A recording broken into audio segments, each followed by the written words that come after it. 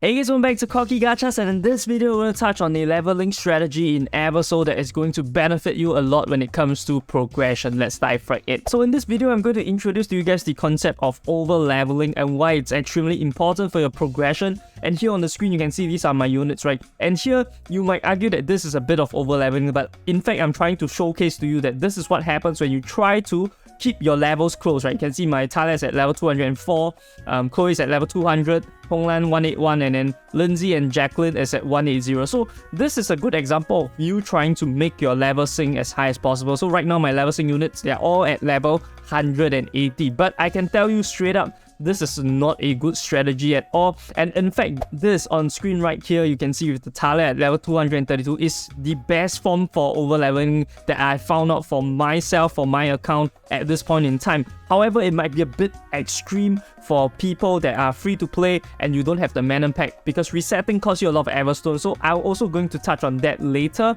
as a beginner, how you can slowly progress and slowly over level your units, right? Compared to like just leveling all your units evenly. I think this is going to be a best of progression in terms of Battlefront, which is very important for you to get those keepsakes because you unlock them at certain Battlefront stages. So right here I'm going to explain to you why this is the case, and to do that we just have to go into our skills and see one thing, right? So going into the skills, if you take a look at all your main skills, take a look at all your skills, right? They all skill off something, and that is 160% of attack, right? Attack stats is what the DPS units skill off of. In fact, most units in the game, they have skills that skill off attack. So why this is especially important for over leveling is because you might say, hey Cocky Gachas, but if you just increase the levels of all the units, they're going to have more stats, their skills are going to do more damage, and that is really true. However, when it comes to over leveling, the concept is we want to over level a DPS unit first and foremost, because their main skills or their ultimate skills are going to have the highest multiplier. So take a look at my Talia here. My Talia has 310% at level 201, and my artifact over here, which is giving the extra 150% multiplier to my ultimate. So you can think of this, if you put stats onto a DPS unit, it's going to bounce off a higher multiplier compared to you putting it on a unit that you are not going to use as a carry, or a unit that is going to be mainly used as a support. So that is the first and foremost. Second thing, what do we want to over level also is the tank unit. Why is that so? Because once again, their skills based off the HP stats, based off the defense stats. So as a tank, defense stats is very important.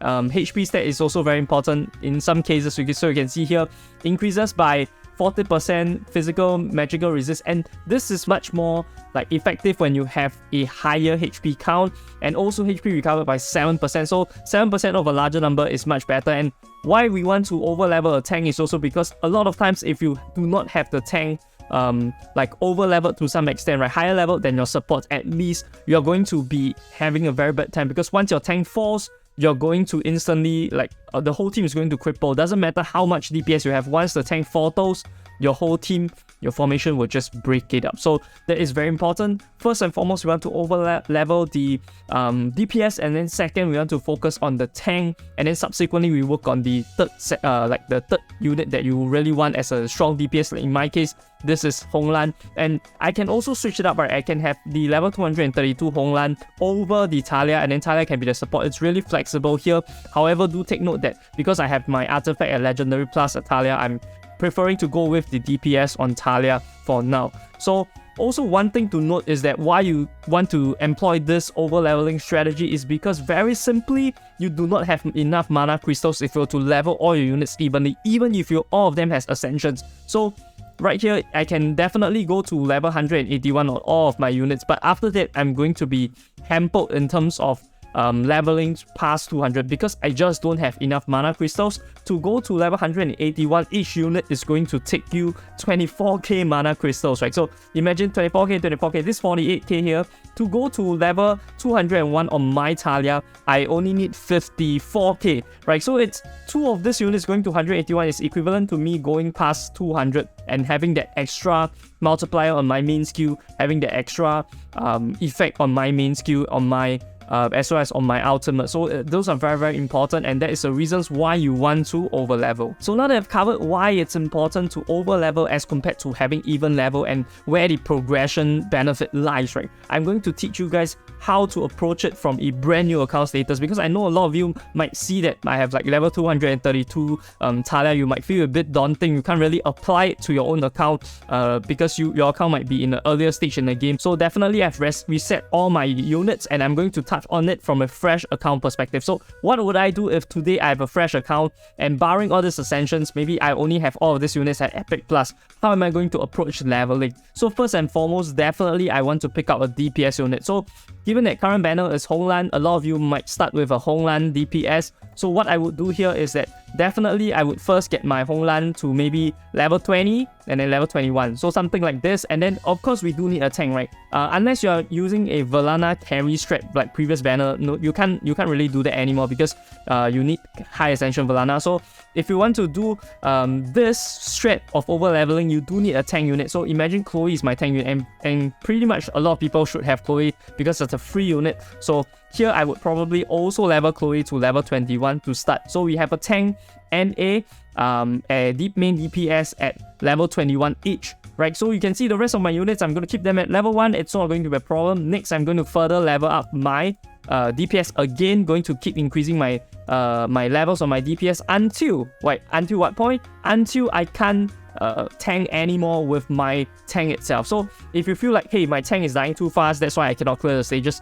it's time to boost up your tank again, level your tank up maybe to level 40, and then next you spend the mana crystals going to level 60. So always keep a good amount on top of the tank itself, and then over level with comparison to the tank. So when do you start leveling this rest of the units? In my opinion, there is no like a fixed point for you to start leveling. You have to base it off a bit of feel also, because the higher you go on this units itself, right, you're going to realize that, hey, I have to AFK like maybe half a day to raise like 2 levels of my Homeland, right? At that point, it's time for you to start investing in a more varied approach, whereby you start to level the support units, maybe level them to level 21 first, right, to get those skill upgrades. Because honestly, the supports can function at much lower level because you're not trying to use them at a you're not trying to use them for DPS. Mainly, you're just trying to get their skill upgrade so they can use their skills that usually for support units they have some fixed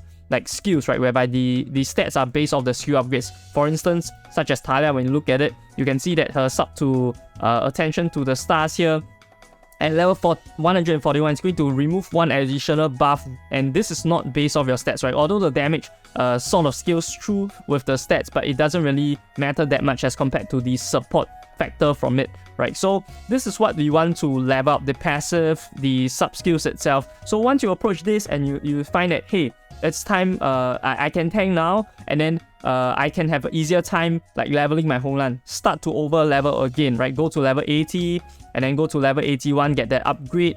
And then now it's time, okay, tank at this point might fall off again, go to level 60. So you have a like very step-by-step approach, right? You don't have to like invest all your like resources all in one place and then subsequently you redistribute, because I think that as a free-to-play player, if you're approaching this game, you have very limited Everstones. In fact, it might seem like there's a lot, but later on it might dry out a bit. Once you clear more and more content, right, you have a hard time building Everstones. 30 Everstones to reset at each time is very costly, which is why I also decided Manon Pack is the way to go. But if you don't want to buy the Manon Pack, it's better to go for this route from an over-leveling standpoint. Take it from a step-by-step approach, and then next you can go on to maybe 100.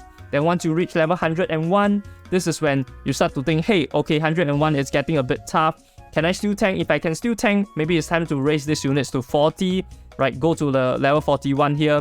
Always always stop them at the 1 point, right, where you get the upgrade. You don't, I would honestly not suggest you guys to go to like the upgrades beyond. So maybe it's better for you to just stay at level 41 compared to going to level 60, unless you can go to level 61 or all the rest of the units. That is what I would suggest. So this is like the early stage of the game. So what happens when you reach a point whereby usually people are stuck? So I'll show you something that a point whereby normally people are stuck. So when your account reaches this point, right, this is very, very common. I've seen a lot of people. So it's usually level 140 or even level 160. So right here you can see all my units. I've clicked them up to level 160. This is a very common stuck point. You might be stuck at all level 140. It's really depending on how you've played your account so far, right, and a bit of RNG factors as well.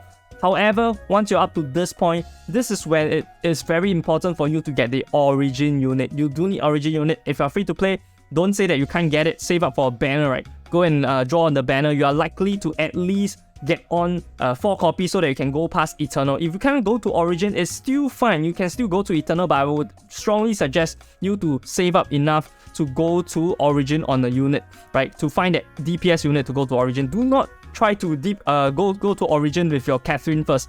No point, right? Go to Origin with your DPS unit first. I wouldn't even suggest a tank. I think DPS is absolutely important. And at this point, all you want to do is to pump levels into the DPS unit, okay? Don't even bother, okay? Like this, look at this. Level 200, right? Some people might say, hey, my Eternal, like Lindsay, like it's right now at Eternal, I can pump it in level 180.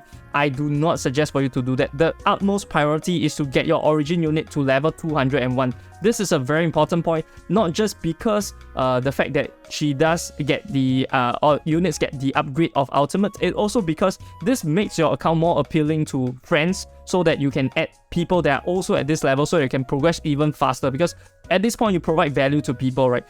Before that, level 180 units don't really seem that appealing to, if I'm being completely honest. I wouldn't want to add someone that's at level 180 if I am myself like at level 200. So you need to go to level 201. This is like the standard over leveling where most people will be stuck at. And then subsequently work on your tank, right? So next you have to go to the tank, and then this is where you go to level 180. Maybe your Chloe is at Eternal, right? Go to level 180. It's going to be enough. And honestly, with your account looking like this, it's completely possible for you to clear chapter 16 with a bit of help from units that are similar level to your highest DPS unit. So with this, you are already able to clear 201, and I've done it myself as well with 180 Chloe at Eternal, so I do think it's definitely possible for you guys to do it.